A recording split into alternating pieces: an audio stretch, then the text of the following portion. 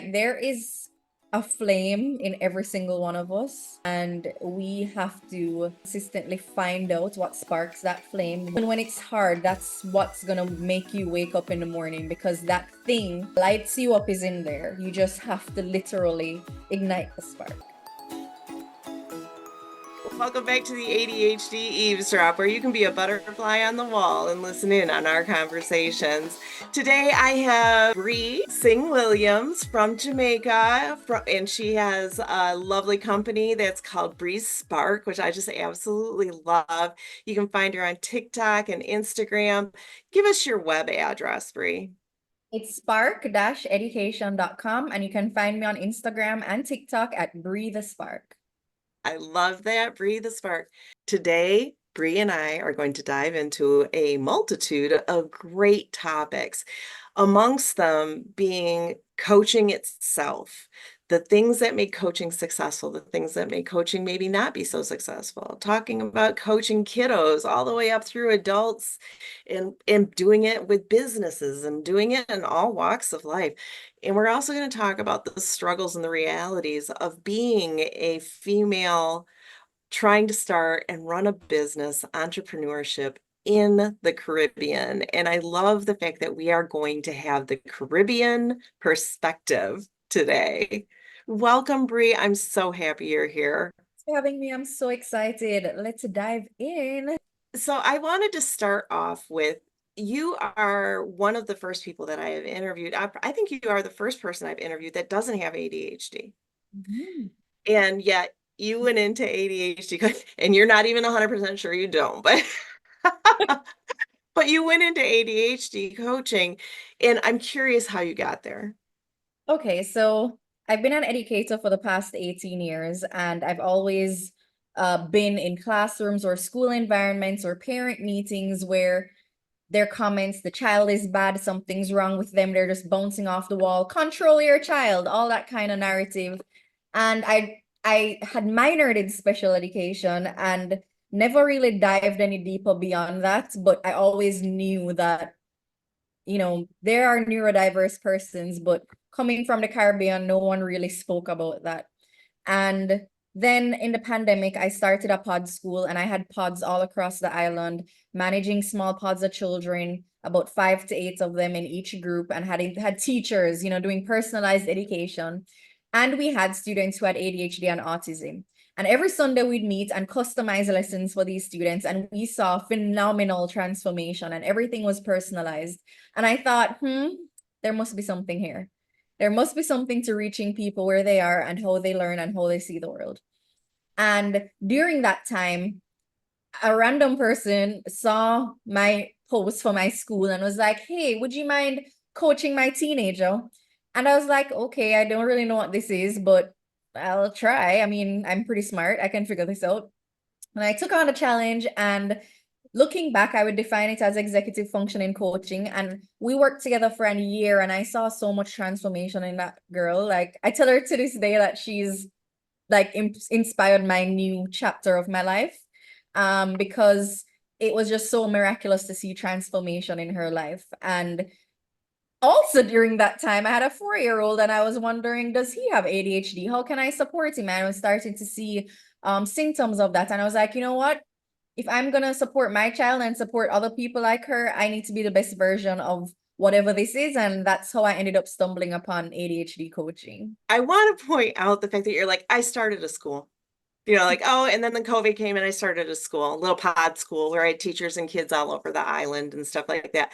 As if pish posh. That's incredible. First of all, that is just amazing. And so needed at that time. You really, really filled a niche there. So then you kind of decided after COVID, though, that you didn't really want to do that as much anymore. And coaching found you, which is so funny because so many times the things that we want find us and we don't. But you did mention too your son, thinking maybe he has ADHD. And I want to pull in because you had told me that he's being evaluated and he's gone through the evaluation. But things are very different in Yeah. Jamaica than they are in the United States. Like in the United States, we do have to do testing and we go through a psychiatrist. Um, but the attitudes and the process that you have to go through in Jamaica is different. Can you talk to me a little bit about that? Yeah, so our assessment process for children is very long and tedious. I mean, I even sat through some of his sessions and I was like, oh my gosh, I'm going crazy. Like, it's very long. He had to sit there from 9 to 12 for 3 different sessions, and he's 6 years old. So that in itself is like, obviously he's gonna have ADHD symptoms, you know. But anyhow, Hmm. you do those sessions and then we have to wait 6 to 8 weeks until we get a diagnosis. So I'm in the wait period right now. But here in the Caribbean, a lot of persons are resistant to even getting the label that they or their child may have ADHD. And that comes from, or I believe, or post-colonial history of going, how do I explain this? We operate with a lot of trauma and having to take care of ourselves, and we have to present a certain way to stay out of trouble and to not be seen and get by. And I think there's a lot of trauma there in our people. And so vulnerability is not something a lot of people are comfortable with in our region. And so mental health and autism, learning disorders such as autism and ADHD and anxiety, depression, nobody really wants to own that and they don't talk about it. And so parents tend to be very resistant, even if they do get their child assessed, to even share it with the school. They kind of just keep it to themselves. They don't even want their kids to know they have it. I've had cases where I've had to convince the parent, like, let me help you explain to them. Let's tell them what's going on with them, you know? So navigating understanding around that has been a challenge. I've actually recently had to stop calling my services ADHD coaching and going with executive functioning coaching, because they don't want to own the label. Mm. And it's the same thing. It's the same Except, thing. like I talk about like people who say they have ADHD. Everybody's got executive functioning issues of, like some kind or another. So you don't have to necessarily have ADHD to have executive functioning issues. So you've expanded your realm quite a bit by doing that, but also then being able to include those ADHDers who don't want to name it. Yeah. So I've like And had to figure out a way to build a comfort level and safety. Yeah. And so I know that you do a lot of TikToks, and I love your TikToks. Have you started to see any response from folks in Jamaica from those TikToks? I get messages from people all over the Caribbean, not just Jamaica, who message, mostly adults exploring, I think I have ADHD, what do I do next? Because again, it's not really public knowledge, the process. Or sometimes I just get messages of ranting, this is what's going on in my life. And sometimes I'm like, I don't know how to respond to this. Would you like to pay me to respond? But really, I think there's just a lot of people searching for answers, but also still not fully brave to step out and pursue the answers. And with that additional cultural barrier there, that makes it even harder because even in the US, I would say we definitely have less of a stigma around it than you do. But that only came about recently too. Like, 6 years ago, 7 years ago, you wouldn't hear many adults saying, "Oh yeah, I have ADHD," right? It was not something that was out there. I've even realized through research I am the only ADHD coach in the Caribbean. There are therapists and people who may do the assessments, but there is no real support for persons after that. But also a lot of people don't know what to do if they have ADHD other than medication, because of course everybody just knows about the medication route. And here in the Caribbean, they're not about that either. We're very herbal, you know. We have the rest of the culture, we're going the natural way. So even because of that, a lot of people are not asking any more questions other than smoking their marijuana. So that's kind of the general culture. So self-medicating is something that happens quite a bit. So What happens when you have all of these things that you could do? Because you could be a teacher again, you could be a coach, there's so many things. And it seems like in the Caribbean, it's such a big issue in trying to figure out how do I attack this in the most effective way. How do you decide what way you're going to go? Or This, do you? this question is hitting a nerve. No, but like I would have shared with you like I've been at like my lowest point this year. And it had to do with that. Like I always feel like whatever I've done, I've always had to be a pioneer. And pioneering is very draining when you're doing it alone. And when you have to fight literally a post-colonial mindset of thinking, like I can't combat that, right? And so I've always had to explain to people why this is important and done a piece of advocacy with everything I do. And even when I was doing my pod school, someone even tried to sue me when I was doing that just because I named it pod and they had pods for their company, even though it was two very different kinds of things, but just because I didn't really understand what I was doing. And I feel like I've always been seen as somebody who's brave and steps out and takes, just takes command. Even when you said earlier, you glazed over the school thing, it's because I've always had to be fighting. I don't feel like I've had a chance to celebrate my accomplishments. And so this year I've kind of felt like, what was all of this for? This like all for nothing, you know? And so I really had to spend some time sitting with what does this new coaching experience feel for me and what am I willing to sacrifice to make it work. I'm really grateful I've had like a husband who is able to allow me the space to grow this business right now. And I have to like look at myself and be like, because I'm very independent and like to do things. I mean, most entrepreneurs are doing it because they desire that kind of independence and freedom to do what they love. But that just can also be extremely draining. So I have had to build the right community. I heard somebody call it, you are like a multi-potentialite. You can do anything and everything and make it work. But being a multi-potentialite can literally like have you questioning who you are every day because you can do so much, you know? And that's been my experience the last couple months, just like I'm in the process of like putting my shoes back on and being like, okay, you can do this. This is what you really want to do. This is what makes your heart happy. And also just like owning that in this season. And it's okay to change that later too, but I have to be okay with that. So that was a loaded question and a loaded answer, but I hope that answers it. Well, and you brought up a really good point. It's one of my favorite phrases is I can do anything, but I can't do everything. And so in isolation, I can do this, but I can't do everything all at once.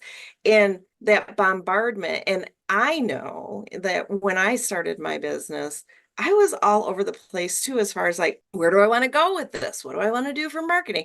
What brand do I want to put forward?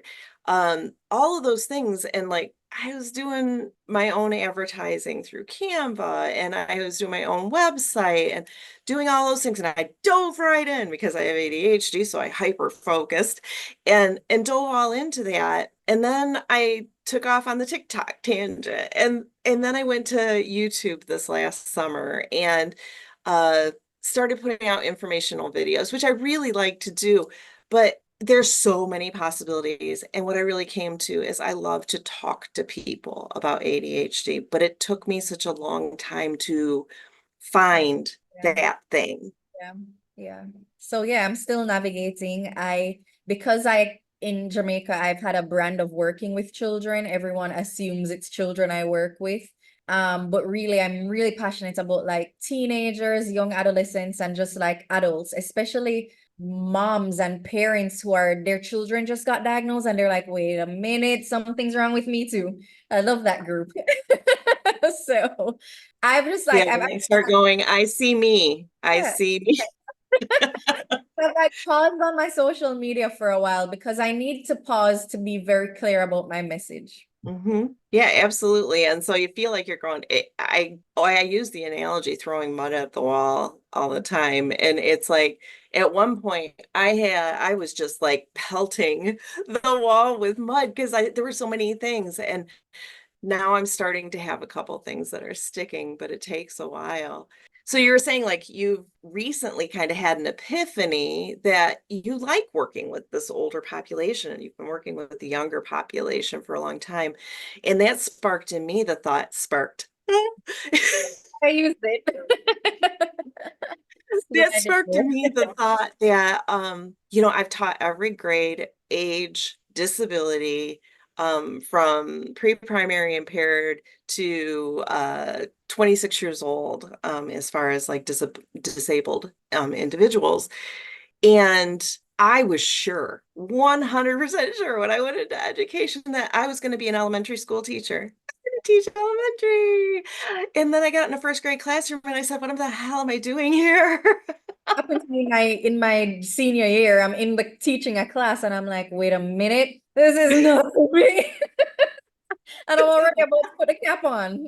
So And fortunately, because like we had to decide going into special ed, we had decided if we were going to do elementary or secondary. And I was like, I'm elementary all the way. And then all of a sudden I'm like, oh no, I don't want to do this. And fortunately, I got grandfathered because they went back to having it a K-12 certification. And I spent the rest of my teaching career, middle school to high school. And I, quite frankly, love middle schoolers. yeah, I think they're so funny, they right? are. And then you get an ADHD 13-year-old, and all you have to do is say the word underwear, and they fall apart laughing.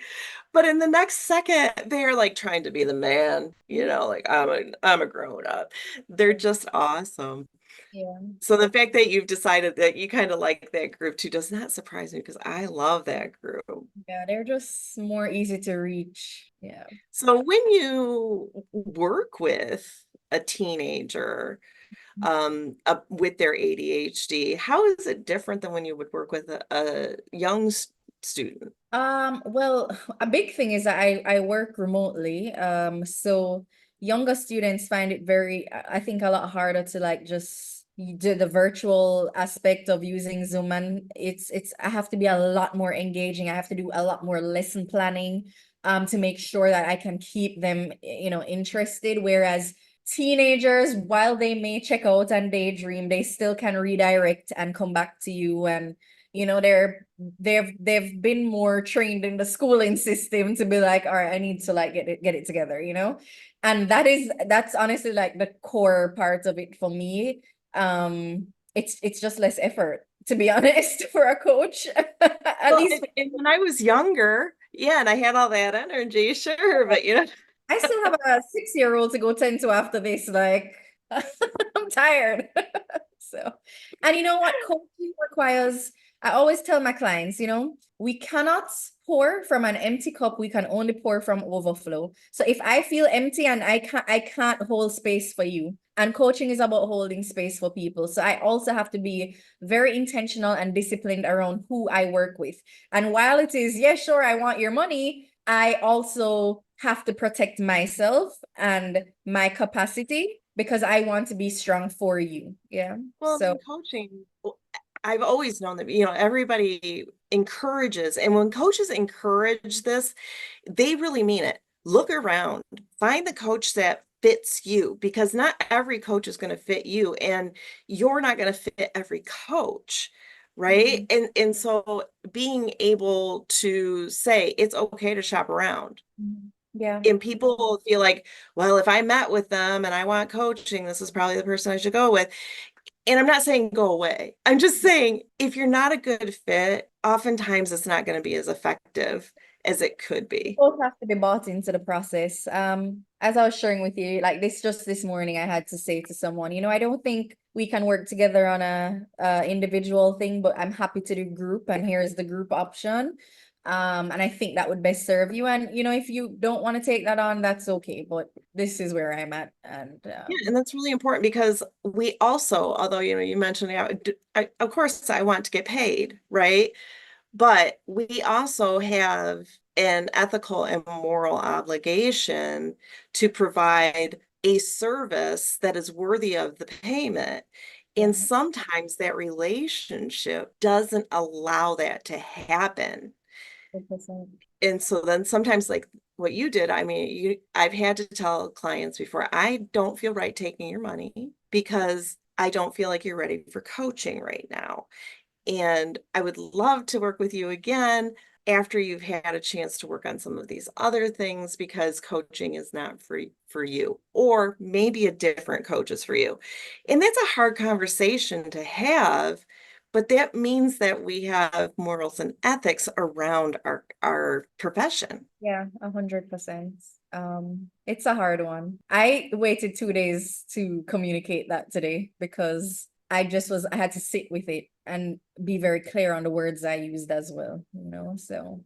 And you also have mentioned to me before that you do have anxiety, even though you don't have ADHD, you have that anxiety component, which must have just totally spiked Yeah, when you had to have that conversation.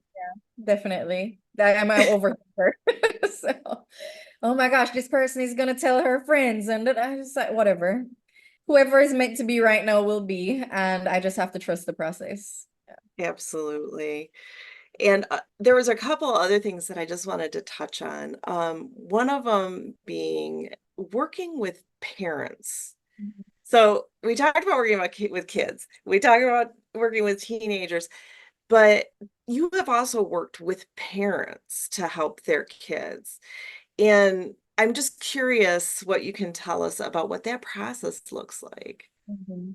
So actually one of my services, I have a strategy and planning session, but just for families. And before I even take on most clients, I try to have that session first or tell them to book that, because out of that session, we're gonna discuss your views on ADHD or executive functioning and how we dispel that and how we have conversations around that at home. And what tools you need for your family right now. Because a lot of the time, especially parents of the younger students, they have to be the ones to be bought into putting in the structure and the systems in place at home. Because you can send your child to coaching, just like how you send them to school, and expect the teacher and the coach to fix them. And that's really not what's about to happen here. You need to be invested in the process, and you also need to grow and develop. I actually spent the summer building out a masterclass for parents. Because there's some work you have to do in order to even start thinking about helping your child. And my husband and I were just talking about it this week, that parenting is really like you're parenting your inner child, which means that you have to be doing the work on yourself at all times. And so the first thing I do when I'm working with a family is we have a family meeting before I work with any teenager, any young person. We're starting with a family meeting because there needs to be alignment, and that parents also needs to understand that this child is an individual person that should have autonomy in certain decisions about their life and their personal goals and what they want to achieve, because how a parent may see their ADHD is not the child's experience. And so we need to come into alignment on that. So I feel like I said a lot, but in a nutshell, parents got to do the work too. So, Absolutely. And then you run into situations where you have a split family, oh, right? And then you're trying to get, dad to be doing the same thing that mom's doing to help the kid. It gets pretty complex. And I know that I have worked with a student like that in the past, and it's a struggle because dad doesn't want to follow through. Mom's the one who had the plan. Mom's the one who's like, I want coaching, and dad's like, I care less about coaching. So guess what doesn't work? yeah. Coaching. And so actually, yeah. So I recently had a client like that, and we've now moved, like I've just had told the family, like, I think I've done what we can do. We need to continue to focus on building your child's advocacy, self-advocacy, because they need to navigate these two relationships, mommy and daddy. And we can work on that, but they also need therapy, because play therapy or something, especially for young kids, I think it's so important, the play therapy part, especially in separated families, how they navigate that and see that.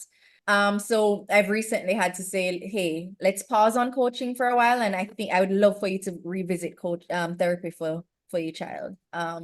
So that is Yeah. a hard navigation. Yeah, absolutely. And so, like, we've talked about some of the struggles, but I also want to touch on some of the amazing things that come from coaching. And I'm going to go ahead and share one of my stories as far as like I did a concluding session with a client recently.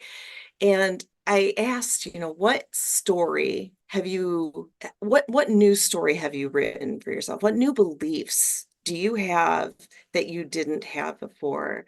And she pointed to her arm, and there's a tattoo that says I'm worthy. Mhm. And she said, I've had this tattoo for 4 years. She said, but do you think I believed it? She says, but I believe it now. I love that. That's all I needed to say, oh my gosh, we've done something. Yeah. So when you see positive results from your coaching, what are you seeing? Well, so my longest clients, I hadn't seen her since June. And she actually called me yesterday and said, "Hey, can I come see you?" Because I visited her school and I was like, "Okay, I'll be at your school at this time. Just come to the office."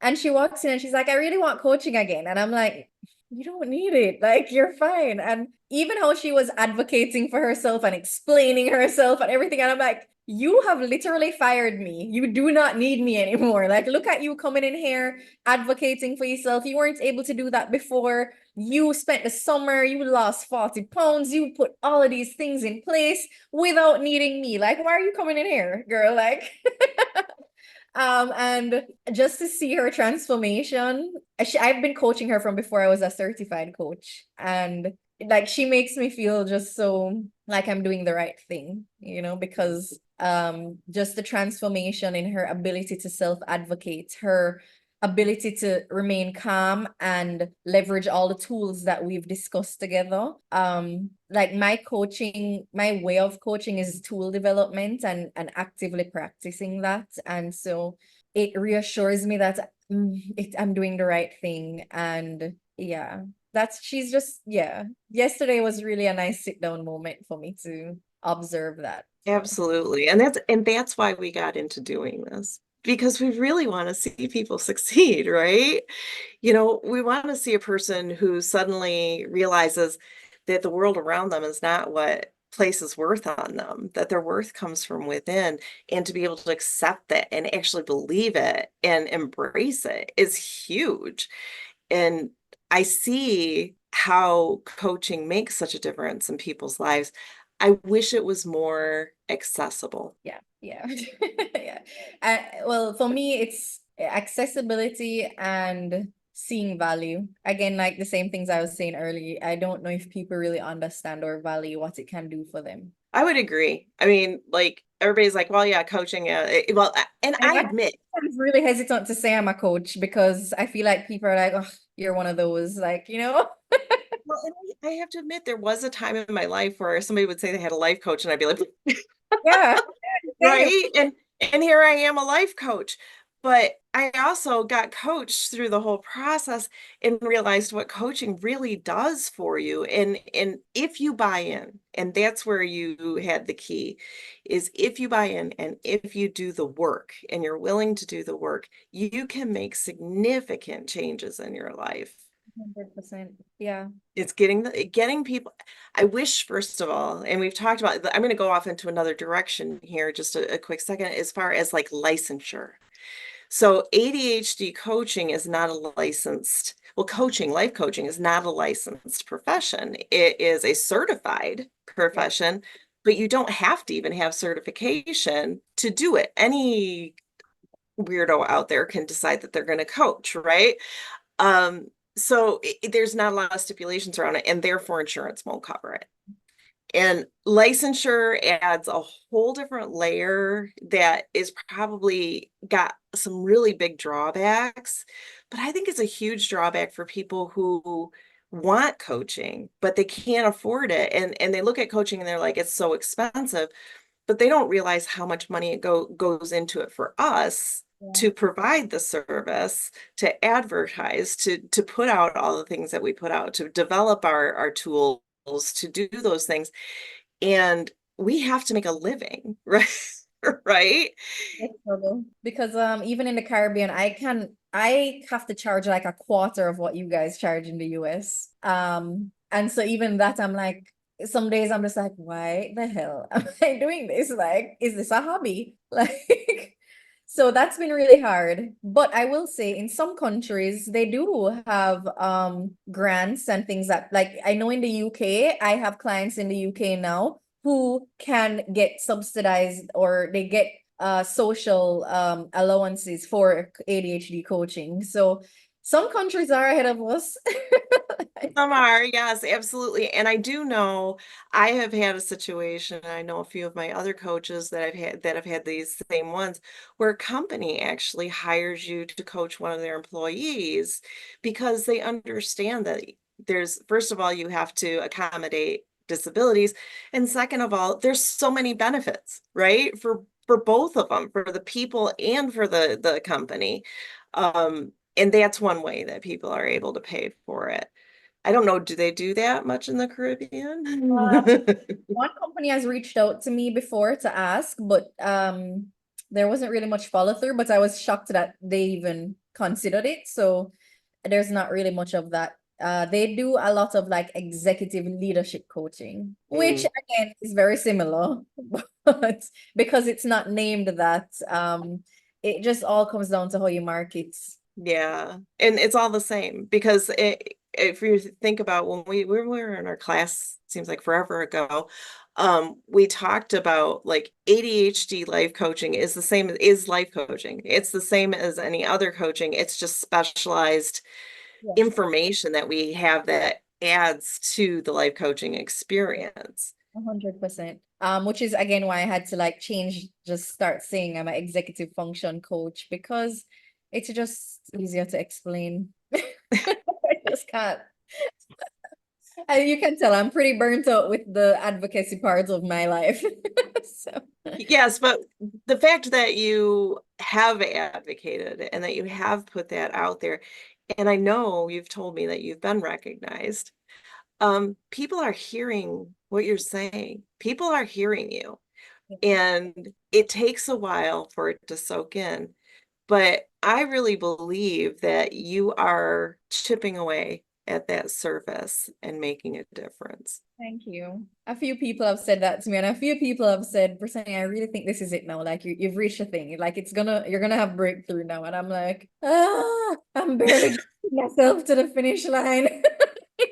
So tired. Well, and it's like here we are, we're like we're helpers, right? We want to help people, we want to, be there to support people. We're like, please let me help you, Yeah. please let me support you. It just feels like I've been screaming into a void for a long time, even just not even with coaching, but with every business I've started. It's just, yeah, yeah. Well, It's, in business ownership, and go off into another whole dimension of being women, you being a Black woman, yeah. being business owners takes on a different dimension. And I think it does probably more so in the Caribbean than it does here. So tell me a little bit about what it's like to be a woman business owner. No, like even in Jamaica, I even find that young male entrepreneurs get so much attention, support, grants, loans, everything very easy. And oftentimes they run their businesses down to the ground because they're just doing it based off of vibes and connections and networking. And then when women try, it feels like dragging feet and you don't get as much support, but you can run a company much better and your brain has already planned for every single type of possible issue that could come up, but yet nobody really wants to buy into it. And that's surprisingly though, on the flip side, that's for entrepreneurship. For in corporate, in the Caribbean, we actually have more female leaders than male leaders. So Jamaica is actually one of the top in the world for corporate leaders who are female. So it's like there's this weird thing happening for those young women who are trying to make it in entrepreneurship that they're not really getting the leg up, but in corporate and in leadership we have very strong women. So it's like there's something going on there where the women are not really truly supporting women, I feel. Yeah, because like the math is not mathing here. The math's not my thing. And all my fellow female entrepreneur friends feel the same, like something's up. What's wrong with these women not helping us? So I don't Yeah, know. 'cause like if you're up in there, yeah, that's crazy. Understand why the men help each other because they're technically the minority. But yeah, that's been my experience. So Bree, I have one more question for you before we close out. I know that you have got a plethora of knowledge. You have got it's so you are such a smart woman. Thank you. What is one little nugget of Mhm. wisdom that you would like to share with our listeners? Um, I think that, well, this comes back to the name, the spark name. Like there is a flame in every single one of us, and we have to consistently find out what sparks that flame, what makes us light a fire, like what gets us going. And even when it's hard, that's what's gonna make you wake up in the morning because that thing that lights you up is in there. You just have to literally find a spark, ignite the spark. Yeah. I love that. Beautiful. So, Bree, I just want to thank you so much for being on my show. I appreciate it so much. And you've given me so much to think about. And I love the perspective of the Caribbean and being able to, see that. I hope you enjoyed being here. Hey, thanks for having me. I love talking too, even That's though why we're here. We have conversations. even though coaches are supposed to be like really listening all the time, I do love a good talk. So Yeah, it's like this is the podcast gives me a chance to talk because like when we're coaching, we don't do much talking, we do a lot of listening. yeah, So I love doing this and I'm hoping that you'll agree to come on again. I'm not going to absolutely. pressure you, but I'd love to have you. So Bree, if our butterflies on the wall have enjoyed our conversation and like our content, what should they do? I should like and subscribe. Yes, ma'am. And we'll see you next time.